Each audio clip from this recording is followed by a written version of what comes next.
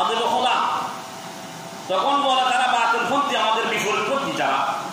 রসুলকে যদি সালাম দাঁড়িয়ে দিতে হয়, দেখেন রসুলের দুশ্মনী করতেছেন, তা আল্লাহকে গাছের উপর উঠে সালাম দিতে হয়? নাউযুবিল্লাহ। আল্লাহ নিজে সালাম দিয়েছে রসুলকে, ইন্নাল্লাহা ওয়া মালাইকাতাহু ইউসাল্লুনা আলান নবী ইয়া আইয়ুহাল্লাযীনা আমানু সাল্লু আলাইহি ওয়া সাল্লিমু তাসলিমা। আল্লাহ বলেন আমি দিই ফেরেশতা, তোমরাও দাও। ও মুমিন ইমানদারগণ, তোমরাও হাবিবকে সালাম দাও, সালাম ও দরুদ পড়ো কার উপর? রাসূল সাল্লাল্লাহু আলাইহি ওয়াসাল্লাম। এখন বলতেছে যদি রসুলকে দাঁড়িয়ে সালাম দিতে হয়, আল্লাহকে তাহলে গাছের উপর সালাম দিতে হবে। নাউযুবিল্লাহ। তারা কিতাব বুঝছে নাকি বুঝেনি? একটা কথা বলি, এক রোগী ডাক্তারের কাছে গিয়েছে। ডাক্তারের কাছে যাওয়ার পর বলতো, ডাক্তার সাহেব আমার এমন একটা ব্যথা হয়েছে, যখন আমি ঘর থেকে বাহির করছি, বাহির হওয়ার সব সুকট আছে, দরজা সুকটে এমনভাবে দাঁড়িয়ে গেছি আমি আঘাতপ্রাপ্ত হয়েছি, ফুলে গেছি, আমাকে একটা কিছুদিন। ডাক্তার বলে আমাকে একটা মলম দিলাম, সুনামি মলম, সাপোজ চাইনা সুনামি মলম, আফ্রিকার মধ্যে বেশ বিক্রি করে। সুনামি মলম ধরেন, মলমটা লাগাবে, তখন তুমি যেখানে ব্যথা পেয়েছো সেখানে লাগাবে। তখন খুশি হয়ে বলা চলে গেছে, তখন লাগা শুরু করে দিয়েছে। কোথায়? যেখানে ব্যথা পাইছে ও গাছের মধ্যে, এখানে না। লাগাচ্ছে কোথায়? সুপোর্টে লাগাচ্ছে। একদিন দুদিন লাগাই, ডাক্তারের কাছে আমার ধরে চলে গেছে। ও ডাক্তার সাহেব, আপনার কাছে আসলাম কত মহব্বত করে, আপনি আমাকে একটা সুনামি মলম দিয়েছেন, লাগাইছি যেখানে আপনি বলছেন লাগানোর জন্য। তুমি কোথায় লাগাইছে একটু বলছো আমাকে? ডাক্তার সাহেব আমি লাগাইছি যেখানে ব্যথা পেয়েছি সেখানে। কোথায়? কাছে সুপোর্টে। ওখানে সুপোর্টে লাগাইছি।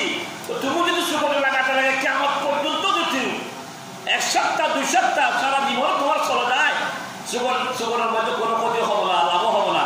তোমার কপালে দাগ থেকে যাবে, তোমার কপাল কি থাকবে? কষ্ট বেটাতে থেকে যাবে, কিন্তু তোমার তুমি সুস্থ হবে না। এই জন্য আগে কিতাব বুঝতে হবে। রসুলের যে সালাম দেওয়া হয় বসে দাঁড়িয়ে, কখন বসে দিতে হয়, কখন দাঁড়িয়ে দিতে হয়। এখন বসে দেওয়া দাঁড়িয়ে দেওয়া দুটোটা জায়েজ। আমরা বলতেছি আহলে সুন্নাত ওয়াল জামাতের পক্ষ থেকে যদি দাঁড়িয়ে সালাম দেওয়া উত্তম, কিন্তু সালাম দেওয়া আফদল। সরকার সাল্লাল্লাহু ওই সালাম, কিন্তু দাঁড়িয়ে দেওয়া না উত্তম নাকি বসে দেওয়া উত্তম? সেখানে নিজে নিজে বসতে গেলেন। আমার আব্বা বা আমার ওস্তাদ, আমার টিচার, আমার সমাজের সরকার, প্রধানমন্ত্রী যদি আসার সময় 10 জন ব্যক্তি বসে থাকি, তারা যখন সল আসে, আপনারা কি বসে থাকবেন নাকি দাঁড়িয়ে যাবেন? যিনি যার কারণে দুনিয়া সৃষ্টি করেছে, যার কারণে 18,000 মহলুকাত সৃষ্টি করেছে, যার কারণে জান্নাত সৃষ্টি করেছে, যার কারণে জাহান্নাম সৃষ্টি করেছে, যার বদৌলতে আমি আপনি দুনিয়া আসার জন্য আল্লাহ ব্যবস্থা করে দিয়েছে, ওই নবীর থেকে যখন সালাম দেওয়া হয়, ওই নবীকে দাঁড়িয়ে সালাম যেখানে বসে সালাম দেওয়া উত্তম হবে, দাঁড়িয়ে সালাম দেওয়া উত্তম হবে। যারা হাজিরিন, তাহলে যদি ওই ব্যক্তি যদি বলে আল্লাহকে সালাম দিলে গাছের উপর দিতে হবে, নবীকে সালাম যদি দাঁড়িয়ে দিতে হয়, তাহলে তোমার কথার মধ্যে বুঝে গেছে তুমি রসুলের দুশমন, তুমি রসুলের দুশমন।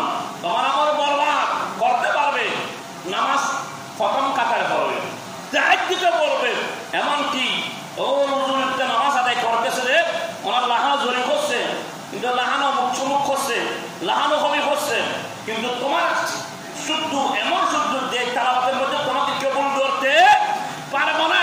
ওই তালাবাত তোমার কন্ট্রোলারের নিচে জামানা উপরে থাকবে। আমার রসুল বলেছেন তোমার ওই তালাবাত, তোমার ওই আমল দুনিয়ার মধ্যে থেকে যাবে, আখিরাতের মধ্যে আল্লাহর দরবারে ওই আমল কবুল হবে না। কেন? তোমার আমলটা ওই রকম আমল যে আমলের মধ্যে সরকার দ্বারা দুশমনী আছে, যে আমলের মধ্যে আল্লাহর দুশমনী আছে। নাউযুবিল্লাহ।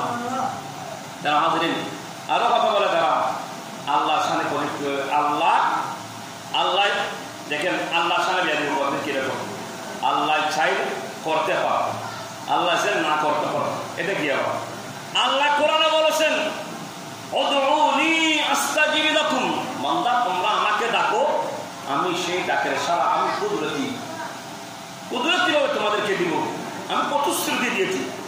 আমি আপনি যদি আমলটা বরবাদ, আগে যে ঠিক নাই, আল্লাহর সামনে বিয়াদবি করি, রসুলের সামনে বিয়াদবি করি, নামাজে করি, ইবাদতে করি, দান সৎকা করি, কিন্তু ওটা কেন কবুল হচ্ছে না? তোমার জীবনের মধ্যে কি আছে? যেখানে সরকার সামনে বিয়াদবি, খোদার সামনে বিয়াদবি, কিন্তু খোদাকে দিবে ডাকতেছে করছো। এই জন্য সাইরে বলতেছে খোদা তোমায় ডাকছে জানি না, ডাকার মতো ডাকলে খোদা কেমনে শুনে না। বাদশাহ সাহেবের কথা আপনারা শুনেছেন শেষ।